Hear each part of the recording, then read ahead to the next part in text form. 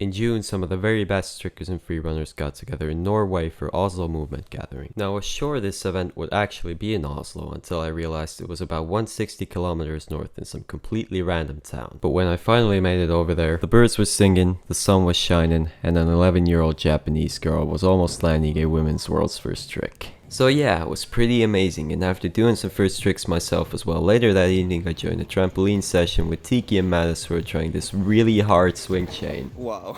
Yeah, Mattis may have gotten really close right at the start, but that did not stop him from failing 20 more times before actually landing it. Tiki did a quint full, which inspired me to do quad, but the only real result of that was me getting instantly one-upped by a quad. Clutch those! Get the fuck out of here. You've seen me do this before, babe. It doesn't make it any less cool. That's it, that's it. No! Dude, how does that... Oh! Actually a big pussy, bro. I'm gonna send that one. I'm pussy. And in the midst of Mattis' grind, Tiki utters the words. Can I make it harder? And then he does the whole thing with double core setting. Ooh! No! What? That was actually mad. And then Mattis finally got it. That's it! Yes!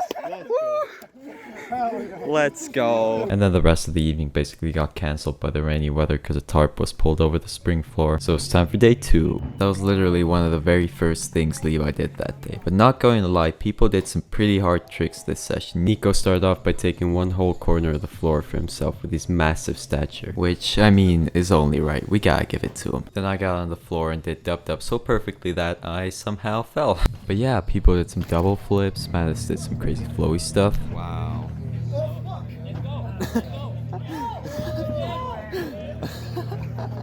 And so did Levi. I don't even know what to call this. Velu showed everybody that he still got it. But most people didn't do anything completely mind-blowing this session. They were just trying to not spend all of their energy before the actual competition. Or so I thought, until out of nowhere Morgan Tang just comes in with a round off full combo. I mean, I don't even know what to comment on this. Honestly, it was just cool seeing this with my naked eyes. And you know, Corks and Polly's signature move, triple B twist, and as an extra he even comboed it out of generosity. Also some honorable mentions. I really like this clip of Nico Flow, and also this guy did Brandy double back. You know how it's already really hard when you put your hands down in the middle there? Well, he didn't, and this is called a Brandy. But if there was one thing that kind of annoys me about this event, then it would be the spring floor. I mean, the full ticket to the event cost $225, and all we got was a very medium-sized spring floor. I mean, it was a great floor, but like, it could have been a little bit bigger. Come on. Let's try some really spooky stuff. On day 3, even despite not really training a lot on the previous days, everyone just seemed kind of owned. Just gave up. Day 3 featured a triple cork with the most drift I've ever seen. What is that, like 2 meters? And Ellis Torhall screwed up his 10 corks because he wanted to be cool and hyper the last one. Tiki kind of criminally left this really nice combo unfinished and did some shuriken cutter front swing nonsense. And finally, out of nowhere, pulled Scoot 2223, and yeah, he almost landed it. If you're not getting the gist here, then what I'm trying to say is Tiki is way too good at tricks. He needs to be stopped. And we're back to Mito Kano, who almost landed 2 tricks even harder than the one at the start of the video. First female triple cork could be happening. Oh my god! Oh, and guess what? It started raining again, so tricking history basically got cancelled by the weather.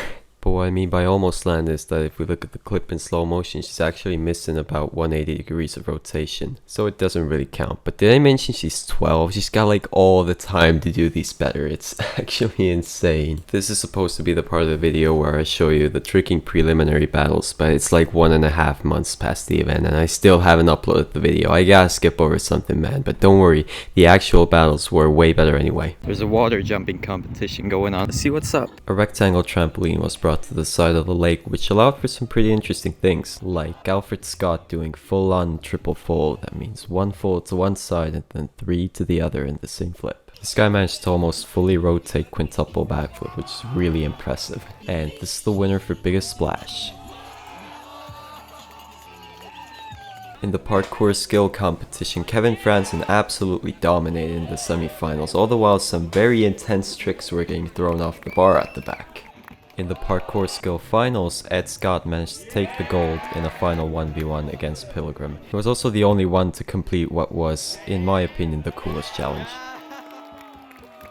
Oh, and triple backflip off a bar apparently is an easy move now. Ellis Torhall in his style competition run just takes one swing and I don't even know what to say, man. Alright, but enough of free running now, it's time for the real deal, the tricking battles. Out of the youth division, the best trickers were definitely Mito and Yami. In their final battle, both of them did truly really hard tricks. But in the end, Mito came out on top and won the youth division battles.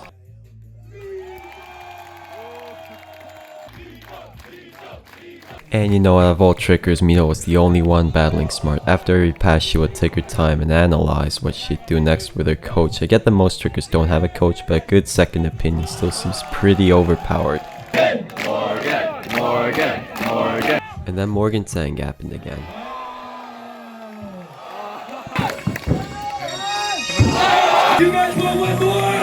And he went so extremely hard that he managed to tear the floor apart. The adult battle started off with Ethan versus Senna. Senna did a long and intricate combo to a very well rotated quad full. Ethan did very hard tricks as well, but he had one weak round which made Senna the victor. This right here was probably one of my favorite combos out of all the battles just because of how clean the first kick was. A quick extra, they spun the wheel.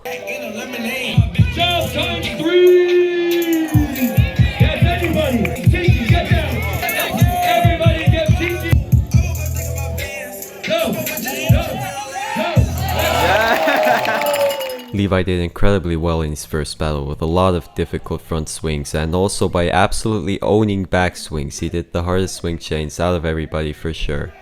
But things stopped going so well after he got just a little bit too greedy.